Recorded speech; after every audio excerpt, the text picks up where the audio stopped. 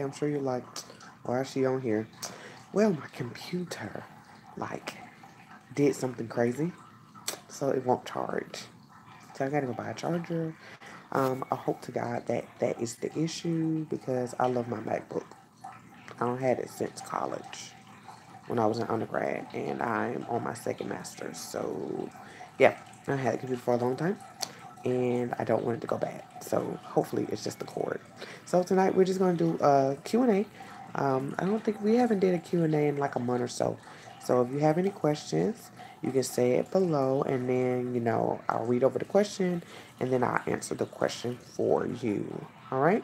So you guys can go and ask any questions you want. You have that section at the bottom of chat, just like if you're looking at the DM, and you can type whatever you want to type there, and I will answer your question for you guys. All right? Anyone? Well, while we wait for everybody to decide to ask questions, I want to kind of go over some brief things that I have people ask me all the time. So I have the main thing I have people ask me all the time is number one, what is herpes? So as we know, it's skin to skin contact. You can get it from kissing. You can get it from sexual activities, touching, fondling, things of that nature. um, that area has to be touching where you have those outbreaks have to be touching that individual's skin. Okay. You can have outbreaks that are visual, and there are outbreaks that are not visual, that you do not see them, or they're not physical, so you cannot see them. Many people do not have outbreaks at all, but they can still pass the virus on because they do not have any symptoms, but they have shedding, which shedding is when the virus comes to the surface, it's active, but you don't know it's there. That's like having a cold and don't know you have a cold yet. That's kind of the um, example there. Another question I always get asked is, um, when do I disclose? The best way to know it's time to disclose is when you start catching feelings for a person. And I know most of us like, well, I don't know if I'm catching feelings. Honestly, let's really be honest. Most people catch feelings in the first week, in the first month. You need to know yourself long enough to know when you have a vibe with people, when to share information. In the first couple of months, you're getting to know a person, and a person needs to get to know you. They don't need to have to be physical with you not to get to know you. You want to know certain things about that person prior to making a decision if you want to make a commitment. So this is information that you want to share before a commitment is even made. I'm telling you guys, please share this information before a commitment is made, because after a commitment, it's going to cause issues in your relationship because you're choosing not to share information that needs to be shared while you're getting to know a person, not information you share when you're in a relationship. No, that's not something they find out in the relationship. That's something they should find out prior, especially if you know your diagnosis. Another thing about a question that I get all the time is, isn't it necessary for me to disclose? My doctor told me I don't have to disclose. My whole thing is, I tell you guys, I am not a doctor. I'm only telling from a standpoint of where I live, from a standpoint of having it.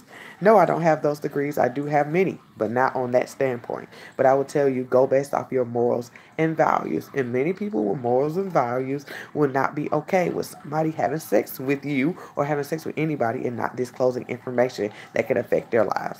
My whole thing, if you want to listen to your doctor, you can listen to your doctor. But my whole thing, if your morals or values do not align with your doctors and what they told you did not feel right, I wouldn't suggest you do that, okay? I really won't, because I'm telling you, it's consequences behind that. I have been in that situation. I've been blessed enough not to have any consequences. But at the end of the day, I do not want y'all to experience that. It's a lot of stuff going on. People are outing people. People are trying to harm people. People are suing people, things of that nature. So I don't want you to be put in that situation at all, okay? And somebody had a question. Do it take long to figure out when you are having an outbreak, whether that is with sores or not? Um, are you asking me, have you had an outbreak before, or was the outbreak there prior? I need a little bit more information, guys. When you ask the question, I need a lot of detail, because sometimes it's kind of vague. I need a little bit more detail. So, do it take you how long? How did it take you long to figure out when you was having an outbreak? I need more information a little bit. Are you asking me that, or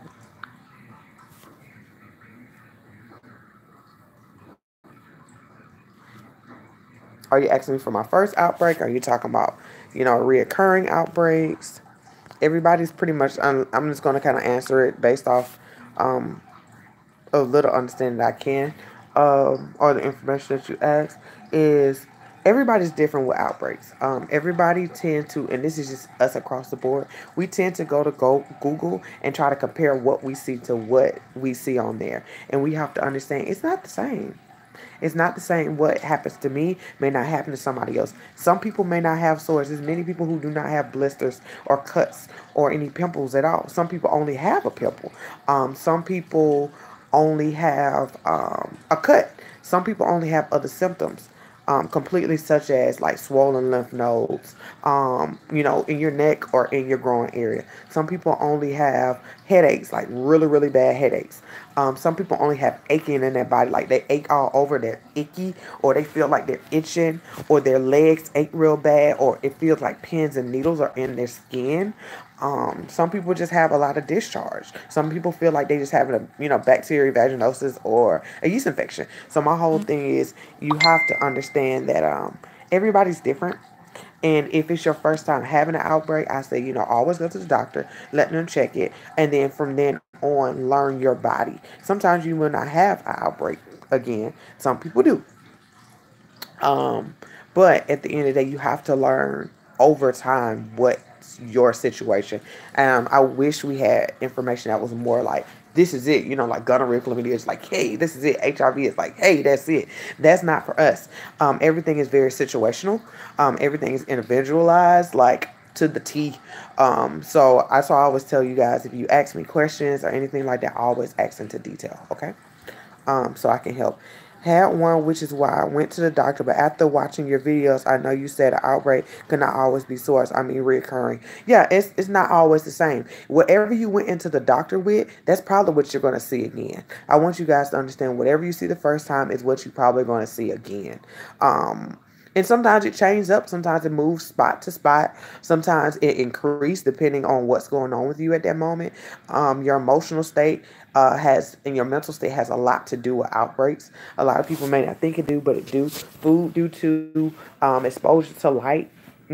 Anybody have cold sores or whatever. If you have sores on your mouth, exposure to light can cause it to irritate your skin, things like that. But emotional and mental distress is one of the biggest things that causes reoccurring outbreaks. How did you go about having a baby with your husband without getting him infected? Okay, guys, I have two kids. I had both of my kids after herpes. I had my first son like 3 months after. I ended up getting in a relationship and I ended up getting pregnant.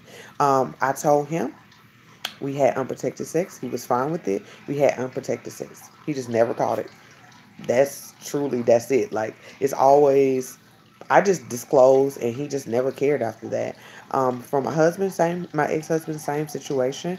I told him we disclosed, we never used protection, and he never got it. That's it, guys. I'm not going to tell you I was worried about that, but I knew if I disclosed, that's all I can do. He knew the risk that he was at risk. I never had sex with him if I had any symptoms or felt like I had any symptoms like that. But I also knew shedding was involved. So I said, I can't control the shedding part. I can only control my part. And that's not doing anything with you when I'm having outbreaks. But other than that, he took the risk, and we had the baby, and we had our kids vaginally. It's not required for you to have a C-section. Only required to have a C-section if you have an outbreak. You will come in contact with some OBGYNs who will not take the risk at all of giving you a vaginal birth. And I feel like if you meet somebody like that, you need to ask them if they ever you know, ever had any clients who had situations like that, or find another doctor that's a little bit more educated in that area, especially if you do not want to have a C-section. It's not required, guys. I had both of my kids vaginal.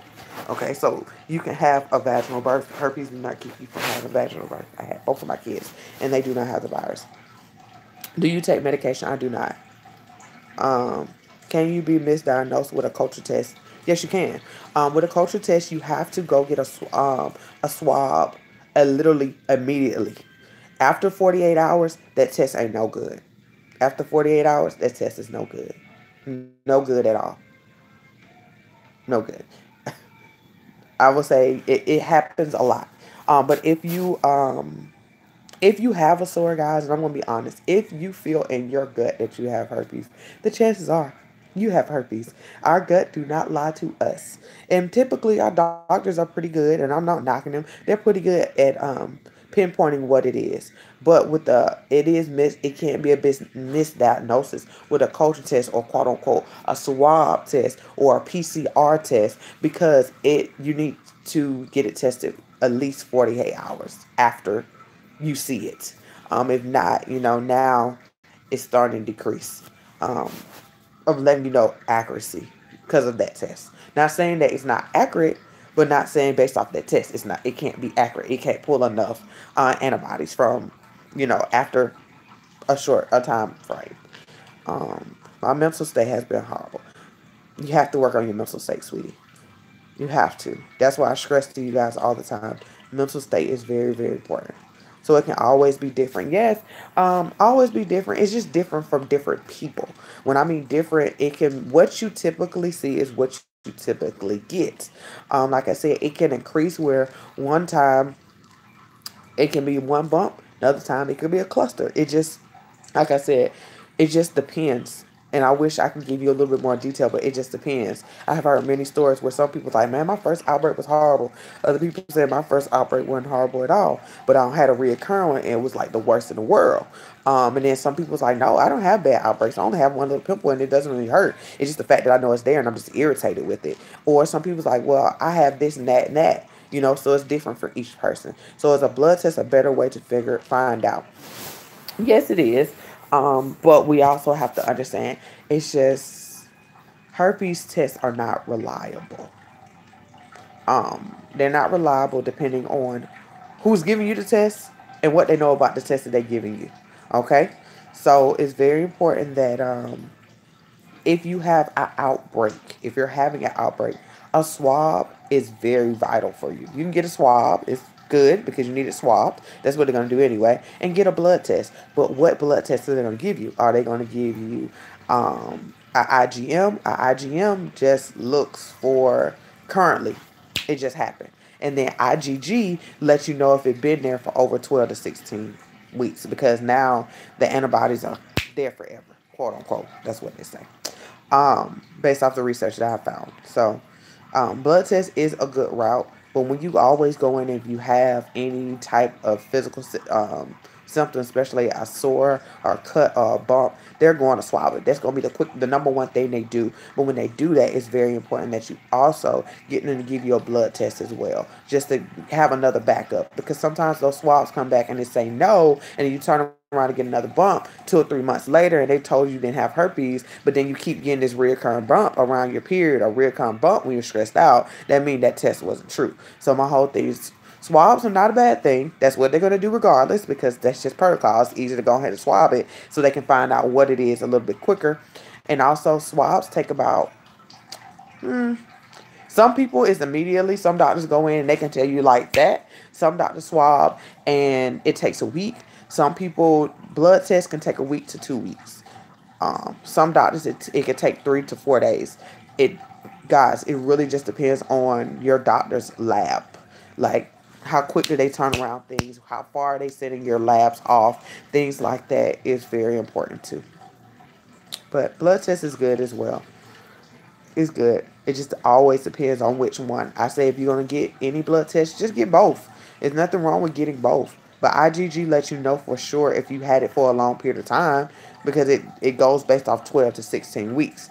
If you get an IgG now and you just found out, it's not going to show up because it wasn't there prior. An IgM will show up, but then you'll go get an IgG. It shows up with your IgG, and then you'll get an IgM, and it don't show up, or it show up with your IgM, don't show up with your IgG, and that's where they talk about the accuracy. Where if you test for gonorrhea, gonorrhea is gonorrhea. If you get HIV, HIV is HIV. It's not going to change today. It's going to change tomorrow. That's what it is. But for us, since we have two types of tests, they will go back and we got more than two types of tests.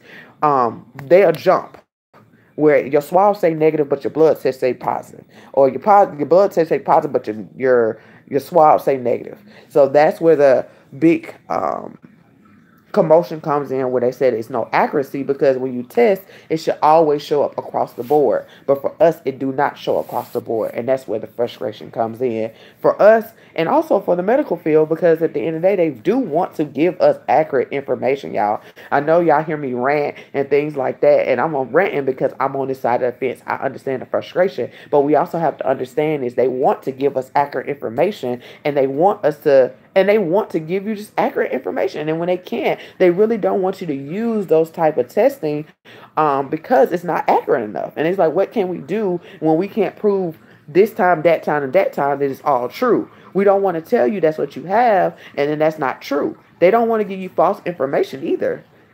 So that's why you'll hear many doctors say, oh, you have the antibodies, you really don't have the virus.